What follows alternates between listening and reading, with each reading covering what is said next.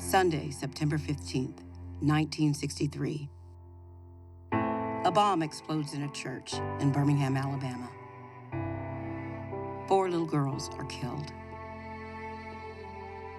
We couldn't believe they would kill children getting ready for Sunday school. I guess it shouldn't have been a shock.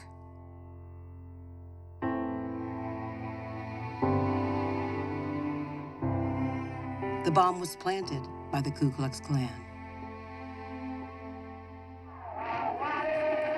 Earlier that year, young protesters marching from the church had attracted the attention of the nation by braving fire hoses, police dogs, and jail to break the stranglehold of segregation in the city.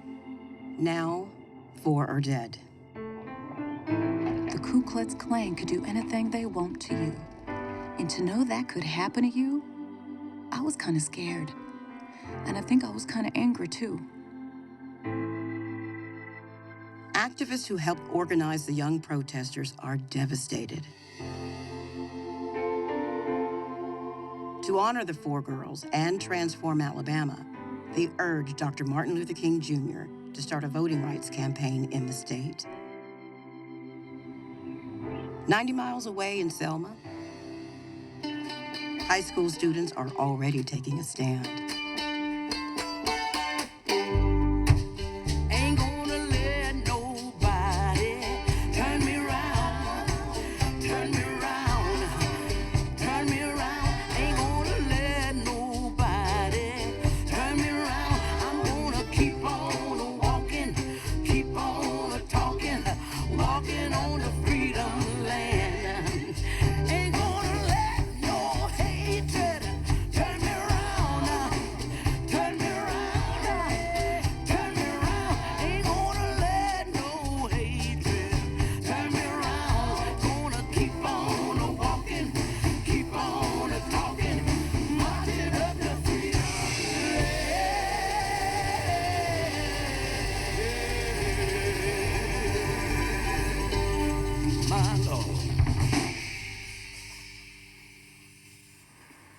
My name is Charles Ballot.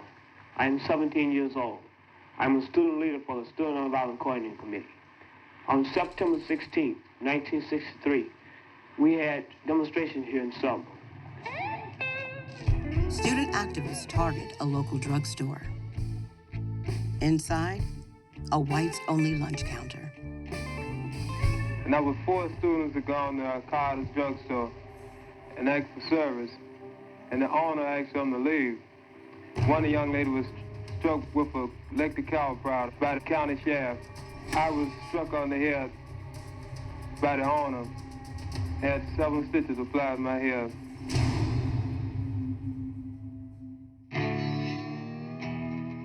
Nine months earlier, Bernard and Kalia Lafayette, young activists with the Student Nonviolent Coordinating Committee, SNCC for short, had arrived in Selma to start a grassroots voter registration project. It wouldn't be easy. 2 groups of SNCC workers just returned from scouting the city. They reported the white folks are too mean and the black folks are too afraid. The Lafayettes are embraced by members of the Dallas County Voters League, a local organization pushing for voting rights. Teacher Margaret Moore opens her home to Bernard and Kalia. Educator Amelia Boynton provides Bernard office space. Most in the black community are not as welcoming.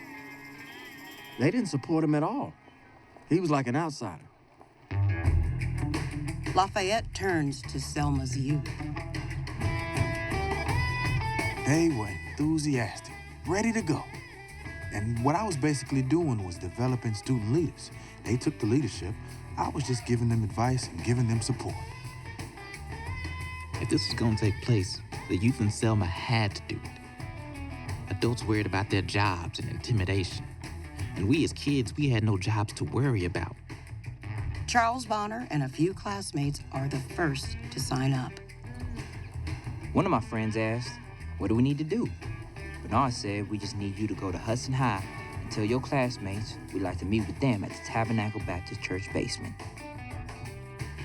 And he began to ask us questions like, well, why can't your parents vote? Why can't you drink out of the white fountain? And I was about 14, and that was my first contact with anybody who was espousing civil rights. I wanted change. My father would go into a store, this big, handsome, hard-working, strong black man, and I hear him be called a boy and a nigger. I was hearing this from the time I was 6, 7 years old, you know? This hurt me a lot. Bernard explained that voter registration was going to be the key to gaining power to make the changes. The voting age was 21, so we couldn't register to vote, obviously. Our part in voter registration was to go door to door canvassing, trying to get people to go down to register. 100 years after the Civil War, most black people in the South are blocked from voting by a powerful combination of unfair laws and rules enforced by violence and intimidation. There were all kinds of things to keep people from voting. If they went down to the courthouse and they had a job somewhere, the man just reported to the boss and they got fired. I asked my mother, had she ever voted? And she told me, don't you never say that out in the street. You don't say nothing like that, because you'll get in trouble.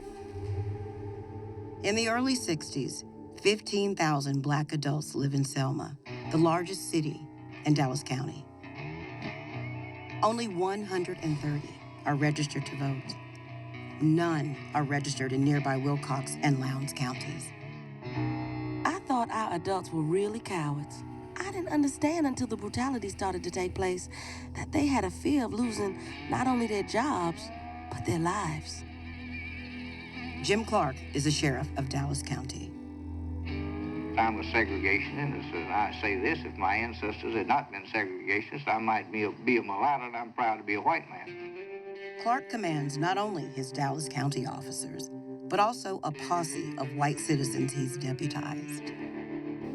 He represented that whole group of people that felt that they needed to keep black people in their place. The same day as the Carter's drugstore protest, students staged sit-ins at other segregated establishments. Many cut school to participate in marches and protests. Teachers often look the other way. Mr. Anderson was the music teacher I loved so much. When we got to his classroom, he just walked to his window and turned his back, and he stated to his class, if anyone is left in this classroom when I turn around, I want you to know you're gonna flunk. Students helped spread word of a mass registration event at the county courthouse. My name is Avery Williams. I'm a student representative of the Student Nonviolent Coordinating Committee here in Selma, Alabama. On the date of October the 7th, 1963, we had Freedom Day, and the state troopers told us to clear the area immediately.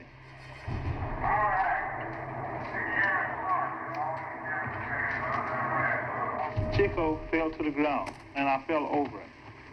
So they had started hitting us with the billet sticks.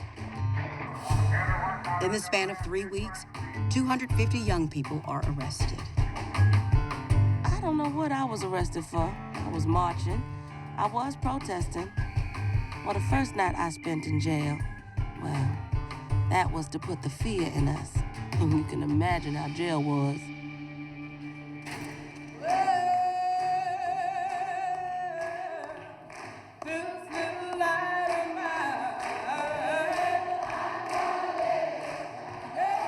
Weekly mass meetings help energize the students. Everybody would be there. The church would always be packed. It hit us that we had a voice, you know? We had a voice. And the music was the thing that really got the people revved up. At every mass meeting, they said, we need a choir. People were not looking for the quality of a voice, you know? We were singing ourselves out of fear.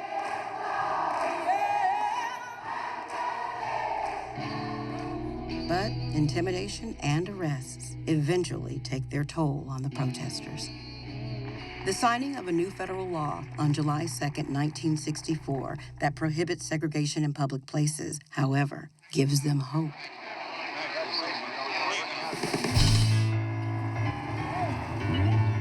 Everything that's segregated, we're gonna integrate.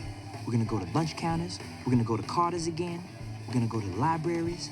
We're gonna go to where only white kids could go in. We're gonna go and drink out of the white fountains. When Johnson signed the law, we went to the Wilbur Theater. We paid our money and went in. It was extremely frightening because there we are in a sea of white people in the dark, a place that we've never been allowed to go before. We got in and started looking at the movie. Then all of a sudden the lights came on and some white men came in and said, "Where are the niggers?" An angry mob runs the black students out of the theater. While students test the new law, adults converge on the courthouse. In 5 days, 90 try to register. Only 6 succeed. More than 70 protesters, students and adults, are arrested. We didn't stay in jail that long. We be out the next day, ready to march again. To stop the protests, a local judge issues an order that prohibits 3 or more people associated with civil rights groups from even meeting.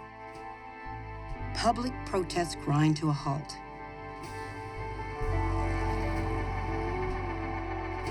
But members of the Dallas County Voters League, led by Frederick Reese, a science teacher at Hudson High, meet secretly to devise a plan. We felt the movement in Dallas County was going to stall. We decided that we're going to invite Dr. King to come to Selma.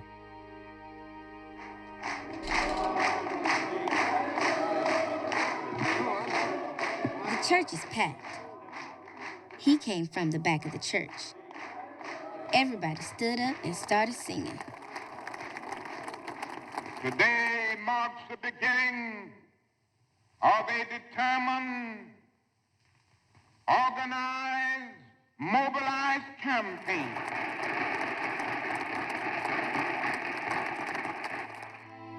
Two weeks earlier, King had urged President Lyndon Johnson to send a voting rights bill to Congress. Johnson, though supportive, says the time is not right. But King is determined to push the president to act.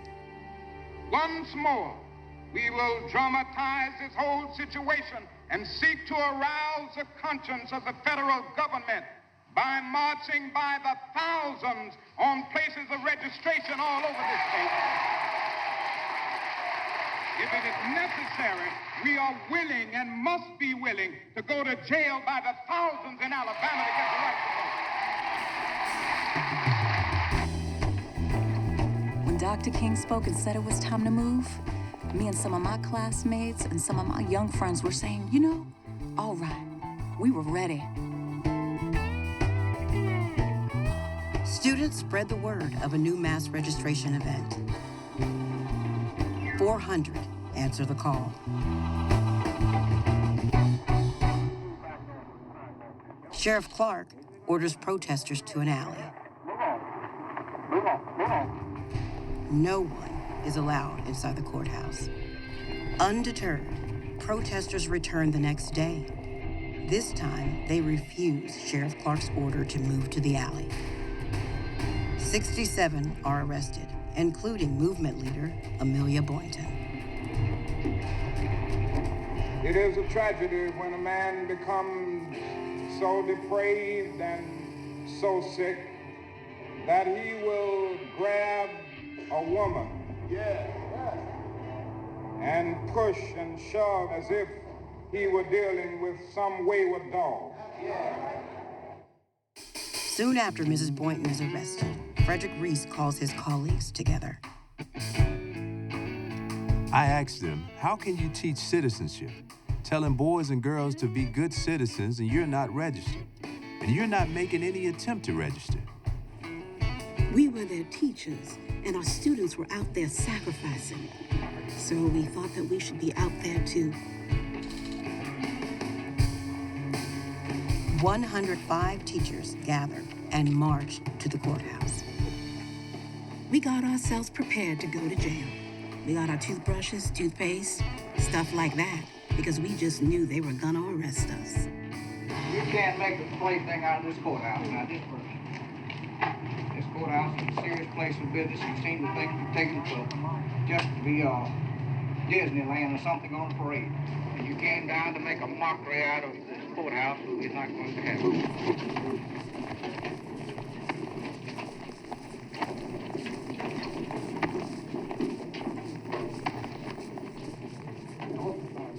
After he pushed us down, he said the next time he was going to arrest all of us. At that time, the superintendent called him inside. Apparently, he told Clark, if you arrest those teachers, what are you going to do with all their students? The teachers regroup.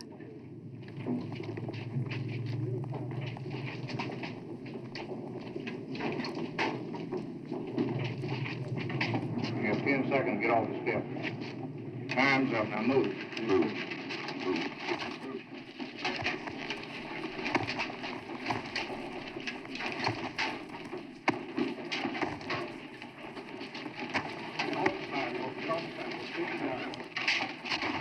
Though we didn't get into the courthouse, we made our point. Sheriff Clark once again made a blunder, and it will be seen around the world on the evening news.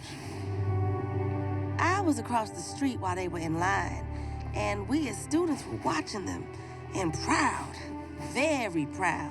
They made a stand that day. The teachers inspire others in Selma. The beautician started marching. Undertaker started marching. But it came at a price. The police became more brutal, and people were constantly being arrested. But the adults and students had become a movement in Selma.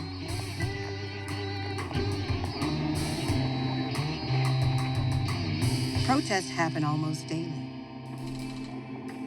450 students and 264 adults are arrested for parading without a permit. One of them is Dr. King. Selma's mayor points a finger at the protesters. Our city and our county has been subjected to the greatest pressures I think any community in the country has had to withstand. We've had in our area here outside agitation groups of all levels. We've had Martin Luther King. They have continually harassed and agitated us for approximately 3 or 4 weeks. By February 5th, more than 2,000 people, including many students, have been jailed. You know, at Brown Chapel Church, they'd have a bus over there waiting. We knew that we were going to be automatically arrested, but we knew that the key was to keep filling up the jail. The New York Times publishes a letter Dr. King writes from his jail cell. This is Selma, Alabama, he says. There are more Negroes in jail with me than there are on the voting rolls. We're fighting for our freedom. We shall not be moved. Fighting for our freedom. We shall not be moved. Just like a tree that's planted by the water. We shall not be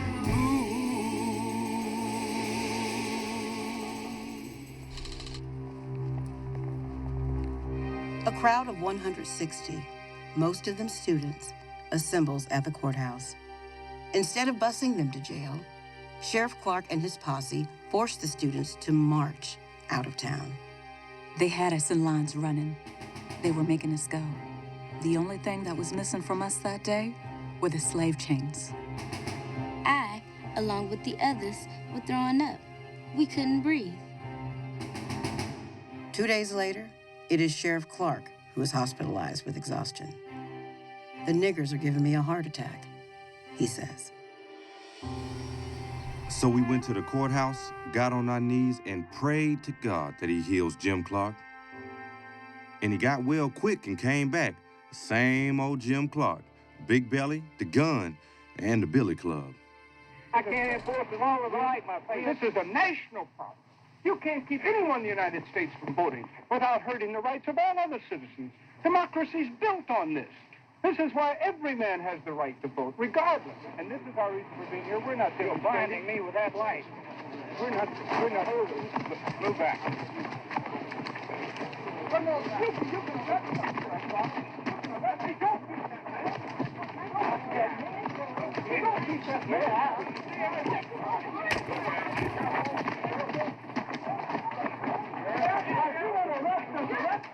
We're willing to be beaten for democracy.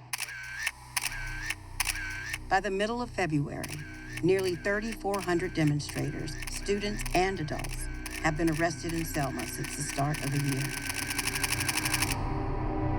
There was never a time when we were without fear. There was never a time when we didn't think that we may get seriously hurt. We may get killed.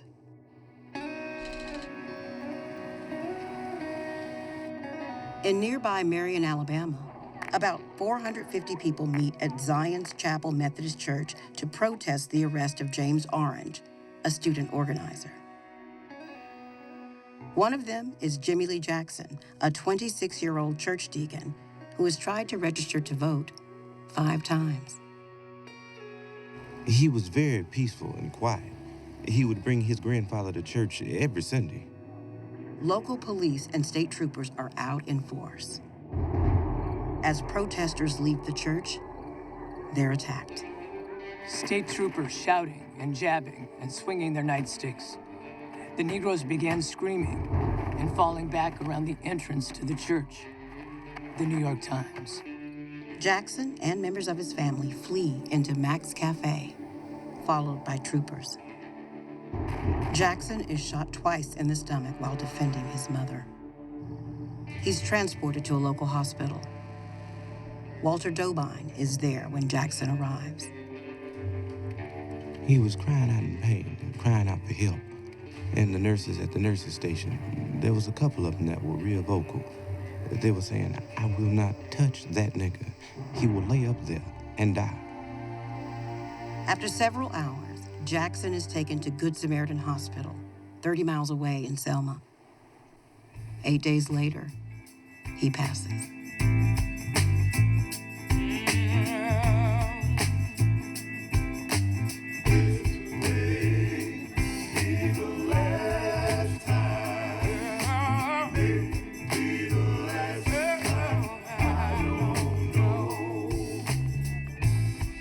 When we heard it happened, the question was now, what position are we going to take? Because here's a person who represented our cause. Now he's been shot and killed. I don't know what tomorrow may bring. I don't know.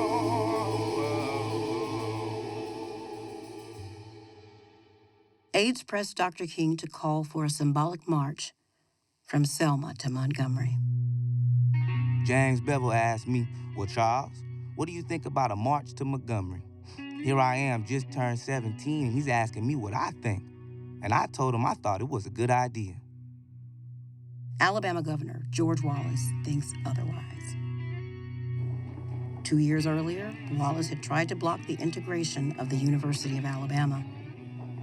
Now, he's determined to stop the march.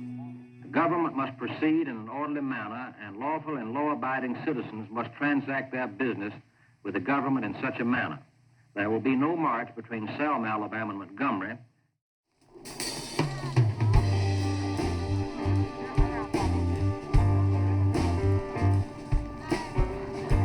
But in defiance of the governor, protesters meet at Brown Chapel. With Dr. King in Atlanta, the march is led by Hosea Williams and 25-year-old John Lewis. We, the Negro citizens of Dallas County and other Alabama Blight Belt counties, are marching today from Selma to Montgomery. We are marching to our state capital to dramatize to our nation and to the world our determination to win first-class citizenship. The marchers, students among them, head toward the bridge leading to Montgomery. I remember marching in silence for the first 2 to 3 blocks because something didn't feel right. I was 6th in line behind John Lewis. I was in the 19th row from the front. 8-year-old Cheyenne Webb is in the middle of the line with a teacher. I was with Mrs. Margaret Moore. The closer we got to the Edmund Pettus Bridge, my heart began to beat fast because I was becoming scared. I started holding her hand tighter. We crested the bridge and we knew something was gonna go down because all we could see was that Alabama blue. Some highway patrol with them helmets on. And some of them had gas masks on. He had men on horses, they had billy clubs and bull whips, so you know they was gonna be vicious. I thought, damn, these folks finna kill us. This march will not continue. Is that clear to you? Troopers, advance.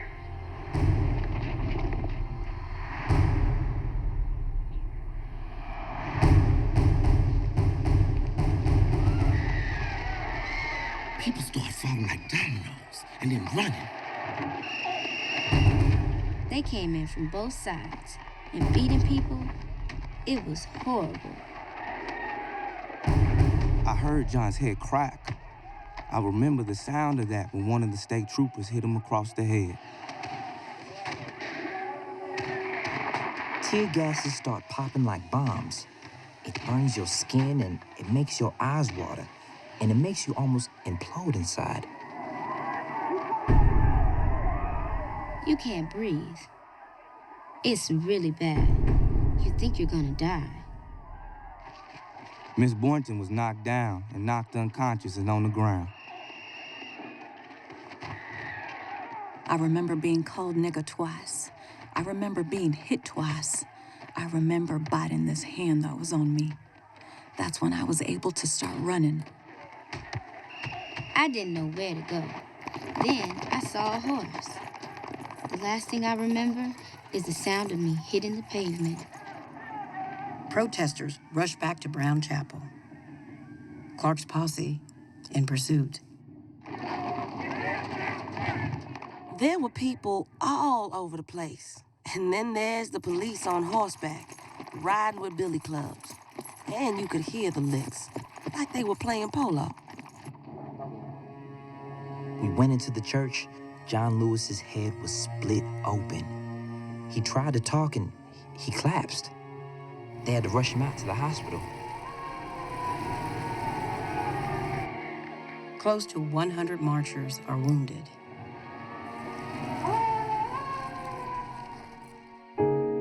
That evening, news of what is quickly dubbed Bloody Sunday is broadcast into homes across the country. I was the minister of Berkeley Unitarian Fellowship. I, along with millions of other Americans, saw the televised news of what happened on Bloody Sunday. I was horrified by the brutality of the police, of the state troopers, and the sheriff deputies. From Atlanta, Dr. King announces plans for another march in 2 days. I happened to be driving in my car, and I heard on the noontime news that Martin Luther King had called for clergy to come to Selma. Thousands answered Dr. King's call. We had so many folks coming to Selma. I mean, like every bus in America was in Selma. You know, the funny thing is, I didn't know any good white people. And when the white people started coming in and said they liked me, I kept waiting for them to show their true colors. You know what I'm saying? They start to act like the white people that I knew, but it never happened. I mean, these were white people that were just like we were, no different than we were. They called my dad a mister. The day after the attack on the bridge, the marchers file a federal lawsuit.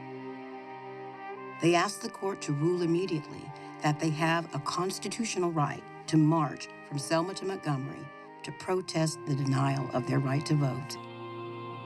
In a real sense, we are moving and we cannot afford to stop because Alabama and because our nation has a date with destiny. But federal judge Frank Johnson issues an order prohibiting the march, pending a court hearing in 3 days. Nevertheless, Dr. King leads marchers back to the bridge. We marched to the bridge to about the same spot, and the state troopers were there again. You are ordered to stop, stand where you are. This march will not continue.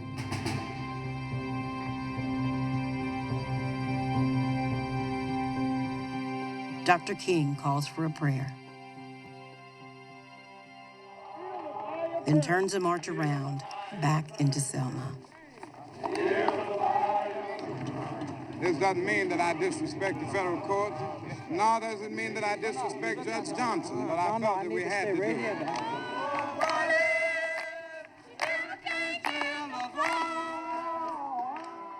That evening, Clark Olson joins fellow ministers Orloff Miller and James Reeb for dinner at Walker's Cafe, a well-known black diner. As they leave, 3 white men approach. They came at us. One of them yelled, "Hey, you niggers." Of course, all 3 of us were white. One of the men swung a club and hit Jim on the left side of his head as he was walking. Jim immediately fell to the ground. Jim was lying there in great pain, and I held his hand, and he squeezed my hand tighter and tighter until he went unconscious. Reeb is transported to a Birmingham hospital, where he dies.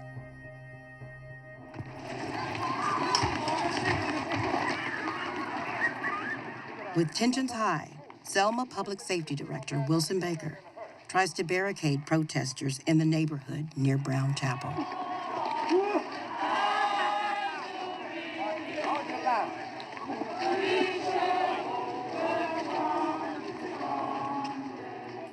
And he made a decision that if y'all march downtown, y'all gonna die. And that's when they set up what we called the Berlin Wall. Hey, build that wall, build that wall, build that wall. Hey, build that wall in Selma, Alabama. He put up these wooden horses across Sylvan Street, right near Brown Chapel, and left policemen there day and night to basically keep us contained behind the horses. I love the Berlin Wall because we had the police essentially where we wanted them. And we had fun just outmaneuvering them. In Montgomery, Judge Johnson begins hearing testimony in the federal lawsuit. When the judge sees the film of the attack on the bridge, he is visibly moved. President Johnson is also moved to act. At times, history and fate meet at a single time, in a single place, to shape a turning point in man's unending search for freedom. So it was at Lexington and Concord. So it was a century ago at Appomattox. So it was last week in Selma, Alabama. What happened in Selma is part of a far larger movement which reaches into every section and state of America. It is the effort of American Negroes to secure for themselves the full blessings of American life. Their cause must be our cause too. Because it's not just Negroes, but really it's all of us who must overcome the crippling legacy of bigotry and injustice. And we shall overcome.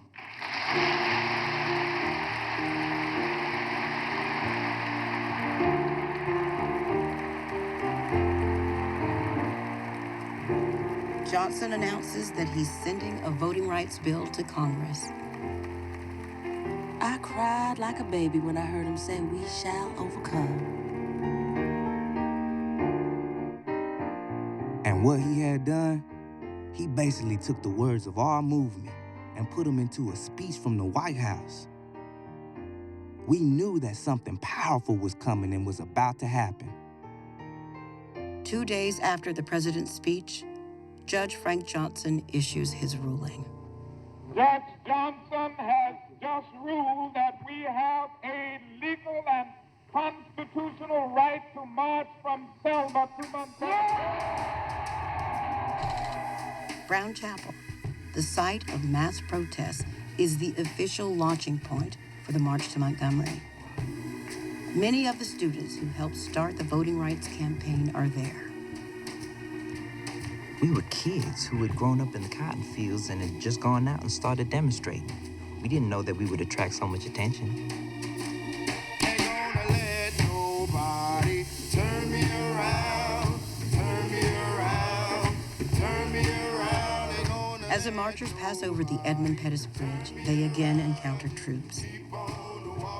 This time, they're there to protect the protesters. We realized for the first time we were being protected by the government, actually being protected by the state instead of being beat up by the state. Turn me around, I just keep on walking, oh, I keep on I'm marching on a freedom land. Every step that you take, it's like having a sugar rush, you know? You just go, and you're just in the moment. We are here. We are making a statement. Marchers are drenched by a torrential downpour. They sleep in the mud, but they do not stop. I was determined to go to Montgomery and let George Wallace see what he had done to me, to let him know that he had created his worst nightmare. I was gonna get an education. I was gonna be there in their faces at all times. I was gonna fight for what was right at all times. That's what I wanted him to know. On March 25th, 25,000 activists streamed into downtown Montgomery. It was completely exhilarating to see the throngs of humanity, black, white, you know, everybody, all types of religion combined to support us in that movement. We were 14, 15, 16 years old. We didn't have a clue we were making history. We were just trying to correct wrongs, trying to make some wrongs right. Today I want to tell the city of Selma. Tell them, Doctor. Today I want to say to the state of Alabama. Yes, sir. Today I want to say to the people of America and the nations of the world that we are not about to turn around. Yes, sir. We are on the move now. Yes, sir. The beating and killing of our clergymen and young people will not divert us. Yes, sir. We are on the move now. Yes, sir. There were many who experienced beatings, and some had died, you understand? But getting to Montgomery was a feeling of great triumph, victory, and thanks. We did this, and all I could think about was finally they weren't gonna call my daddy a boy anymore. People were joyous, and they knew that change was coming.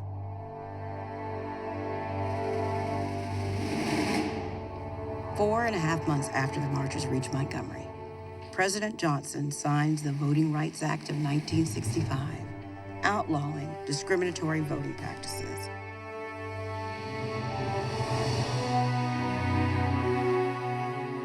It meant that we were right. We had a right to go into the lunch counters. We had a right to vote. We had a right to be free like all the white people in Selma. By the end of the year, 250,000 new black voters will register in the South.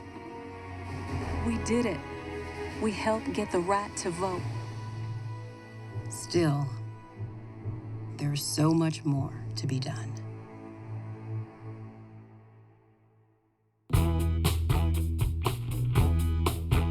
Now this little light of mine, I'm gonna let it shine.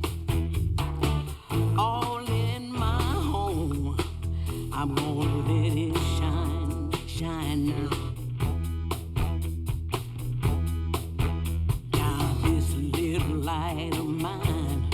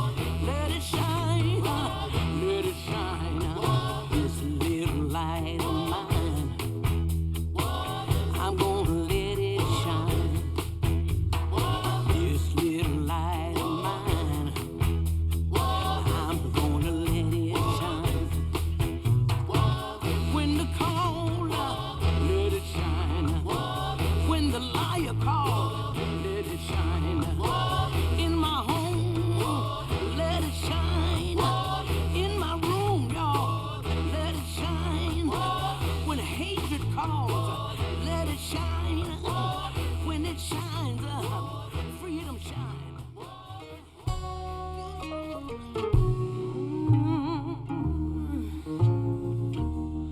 Poor as I left bound in jail, had no money for to go for bail. Keep your eyes on the prize. Hold on, why don't you hold on? Poor as I left began to shout. Jail doors open and they walk right out. Keep your eyes on the prize. Hold on, why don't you hold on? Hold on, hold on. Keep your eyes on the prize. Hold on, why don't you hold on? Freedom's name is mighty sweet. Soon someday we're gonna meet. Keep your eyes on the prize. Now hold on, why don't you hold on? Ain't but one chain that a man can stand. That's the chain of a handy hang. Keep your eyes on the prize. Now hold on, why don't you hold on? Hold on, hold on. Keep your eyes on the prize. Hold on, why don't you hold on?